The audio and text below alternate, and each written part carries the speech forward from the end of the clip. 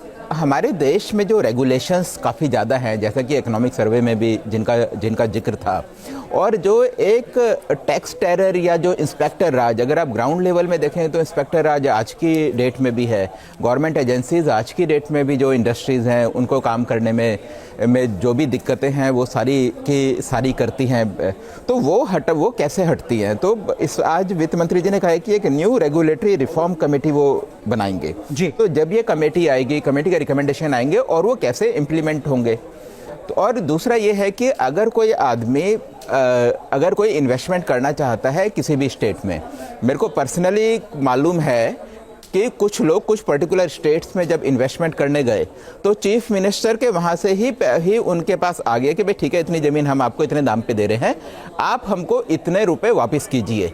और ये state BJP की स्टेट्स हैं, ये कोई कांग्रेस वगैरह की नहीं है। सेंटर में बीजेपी है, स्टेट में बीजेपी है।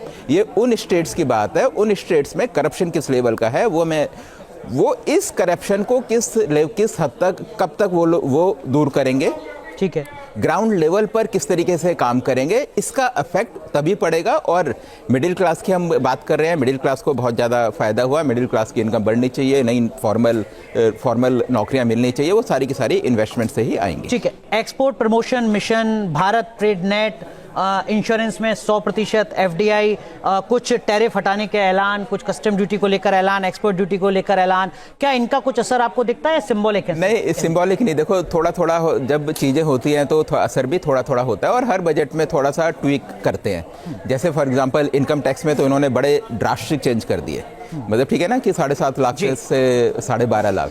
दूसरा, अगर और बाकी जो चीज़ें हैं, बाकी सारी चीज़ें इन्होंने आज मेंशन करके बोला है कि ठीक है, ये वाली कमेटी बन गई, रिकमेंडेटरी कमेटी बन गई, मिशन बन गया, और ये भी जैसे नया जो बिल आएगा नेक्स्ट वीक वो आएगा, हाँ, इनकम टैक्स बिल। तो ये सारी की सारी चीज़ें मेरे को लगता है कि आने वाले टाइम पे आएंगी। लेकिन तो भी मेरे को लगता है कि उन्होंने रिकॉग्नाइज किया है कि ये दिक्कतें हैं। ठीक है, सबसे पहली चीज़ है कि आप रिकॉग्नाइज करो, सॉल्यूशन तो उसके बाद आएगा। तो आज उन्होंने रिकॉग्नाइज कराया कि ये चीजें हैं। ठीक है, एनके सर, आईआईटी पटना में hostel, makhana board, food technology management institute, दाल उगाने में मदद, ग्रीनफील्ड एयरपोर्ट, कोसी नहर योजना, पटना एयरपोर्ट का विस्तार, बेहटा एयरपोर्ट का भी विस्तार, मिथिलांचल में खेती करने वालों पर विशेष जोर, और बौद्ध टूरिज्म को बढ़ाने की कोशिश। जो आप कह रहे थे बिहार का बजट, क्या ये बातें बताने के लिए काफी है? बिहार सेंट्रिक आपने बिल्कुल कहा है। जैसे बौद्ध वाला है, बौद्ध टूरिज्म का, तो वो भी गया में है। हाँ। उसी तरह अगर आप देखिए तो मखाना बोर्ड, मखाना बेगूसराय के एरिया में बिहार में होता है, जबरदस्त होता है। लेकिन वहीं पे आपको मक्का भी बिहार में सबसे ज्यादा होता है, सब्जियां बिहार में सबसे ज्यादा होती हैं। तो जो ओवरऑल एग्रीकल्चर सेक्टर पे परसेप्शन बनना चाहिए था, मुझे लगता है वो थ्रस्ट अभी नहीं आया है। उदाहरण के लिए दलहन पे और तिलहन पे ये आपके इंपोर्ट है, ये सारे इंपोर्ट हो रहे हैं क्योंकि आपके पास सफिशिएंट तिलहन नहीं हो रहा है। आप मलेशिया से खरीदते हैं पाम ऑयल। नतीजा ये होता है, इस साल भी आप ताज्जुब करेंगे कि टोटल क्रॉप एरिया तिलहन का लेके 5% कम हुआ है, जबकि 5 साल से आप कोशिश कर रहे हैं कि लोग तेल के लिए ऑयल सीड्स बोएं, लेकिन वो नहीं हो पा रहा। तो जो एक्सटेंशन प्लानिंग है, जिसमें कि आप एग्रीकल्चर में इंपोर्ट जो चीजें कर रहे हैं उसका प्रोडक्शन यहां पे कर रहे हैं, वो आपने थ्रस्ट नहीं दिया है। तो एग्रीकल्चर सेक्टर में ये दिक्कत है।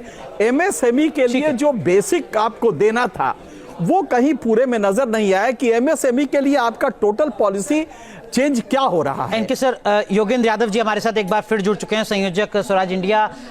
योगेंद्र सर, 90% 10% वालों के लिए ये बजट है, या 90% वालों के लिए भी आपको इस बजट में कुछ नजर आया? शुक्रिया याद रखने के लिए। मैं समझता हूं 90% की बात हम शुरुआत करें किसानों से, जो कि एनके सिंह जी बात कर रहे थे।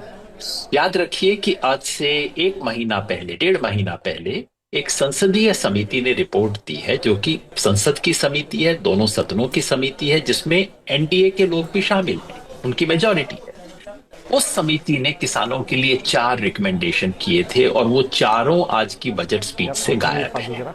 पहला रिकमेंडेशन था कि किसानों को एमएसपी लीगल गारंटी के रूप में दिलवाई जाए। लीगल गारंटी तो छोड़ दीजिए, आज की स्पीच से स्पष्ट है कि सरकार कह रही है कि भाई 3 दालों में तो हम प्रोक्योरमेंट करेंगे, बाकी का भगवान मालिक है। और वो 3 दाल सरकार ने कही है, तूर, उड़द और मसूर।